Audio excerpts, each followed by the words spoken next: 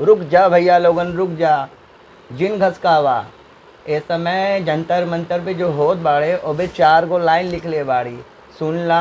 अगर नीक लागी तो लाइक शेयर कमेंट कर दिया। अब सुना। जंतर मंतर पर गुजल आवाज बा, हक की लड़ाई में बदलल समाज बा।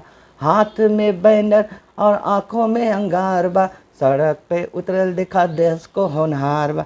लीक भइल पेपर त मचल बवाल बा, मंत्री जी से अब सीधा सवाल बा।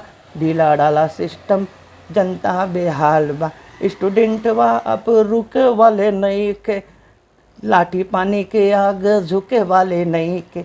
सोनम वांगचुक से मिलल पूरा साथ बा, भूखे हड़ताल से पलट गईल बात बा। अस्पताल गईलन पर हिम्मत ना हरेलन, अब तो ई पूरे देश को आवाज बा। सत्ता के गलियारे में मचल हाहाकार बा, युवा के हक को ई सबसे बड़े बात बा। जंतर मंतर पर गुजल आवाज बा। भैया लोगन अगर वीडियो अच्छा लगल तो नीक लागल तो एक लाइक एक शेयर एक कमेंट कर दिया। जय हिंद जय भारत।